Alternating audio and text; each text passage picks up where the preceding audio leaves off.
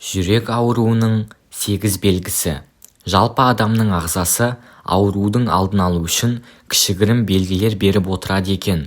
Сол белгілерді назардан тыс қалдырмау керек. Әсіресе жасы 40-тан, 45-тен, 50-ден жоғары адамдар, сондай-ақ артық салмағы бар, қант диабеті, гипертониямен ауыратын, холестерин деңгейі жоғары адамдар денсаулығына салғырт қарамағаны жөн. Шыны керек, жүрек ауырып, сыр бергенде мән бермей жатамыз. Ал сіз байқай бермейтін жүрек ауруының тізімі төмендегідей. Шаршағыштық – бұл көп ауруда кездесетін белгі. Көп шаршағыштық миокард инфарктісі сияқты жүрек ауруына белгі береді. Егер қимыл қозғалыс кезінде тез шаршасаңыз және бұл бірнеше күн бойы жалғасса, онда кардиологқа көрінгеніңіз жөн. Себебі жүрек ағзаға толық қанды жеткізе алмағандықтан денеге қоректік заттар бармай қалады. Терлегіштік қанға адреналин түскенде жүрек оны қанмен айдап, тамырлар 3 есе күшпен жұмыс істейді. Осыған байланысты қатты терлеу басуы мүмкін. Ол негізі қатты қорқатын жағдай емес, бірақ айқын әлсіздік пен ауырсыну болса, дәрігерге көрінгеніңіз дұрыс. Себебі жайдан-жай терлеу жүрек ырғағының бұзылуы туралы сигнал береді. Тәбеттің жоғалуы, жүрек айнуы, асқазанның ауруы немесе ауырлық сезімі. Әрине, бұл жүрекке ешқандай қатысы жоқ. Бірақ та бұл себептерге байланысты ас қорытылуы бұзылуы мүмкін. Оның бірегей ешқандай себепсіз жүрек айнуы немесе кеудеде ыңғайсыздықтың белгілерінің байқалуы, тістердің және де төменгі жақтың ауруы. Тістер кариес немесе суық тигеннен мазалап ауырады. Алайда төменгі жақ пен тістегі ауырсыну жүрек ауруының белгілері болып табылады. Ауыз қуысындағы бактерия қанға еніп, тамырлардан қабыну тудыруы мүмкін. Бұл өз кезегінде жүрек ауырсуына әкеліп соғады. Ешқандай себепсіз тістеріңіз мазаласа, онда бұл жүрек ауруының белгісінің бірі. Кеуде қуысының ауырсынуы. Мамандардың пікірінше, бұл ең көп тараған белгі.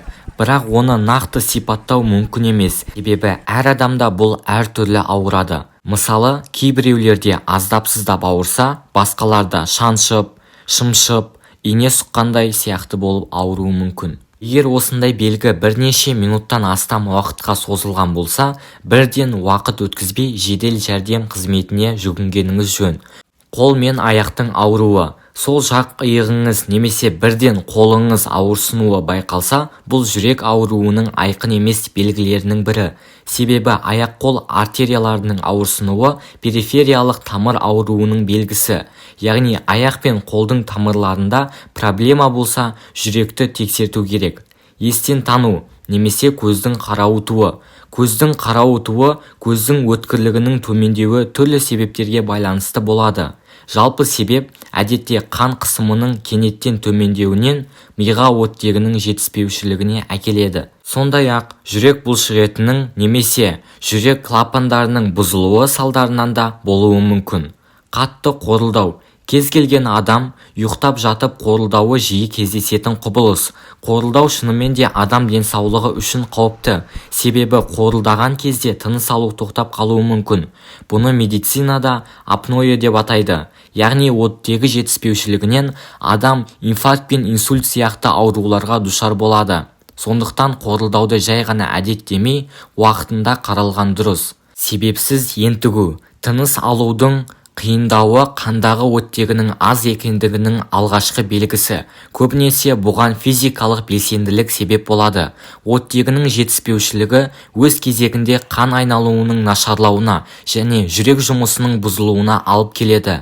Ұзақ уақытқа созылған жөтел. Көп жағдайда жөтел суық тигеннен пайда болады. Бірақ ұзақ уақытқа созылған жөтел бронхиалды астма мен аллергияны асқындыруы мүмкін. Алайда кей жағдайда бұл жүрек ауруының белгісі болып саналады. Жөтел кезінде жүрек белгісі ретінде қақырықтың қызғылт немесе ақшыл қызғылт түсті болуы. Соңғы жылдары жүрек ауруына шалдыққандардың қатары артып барады.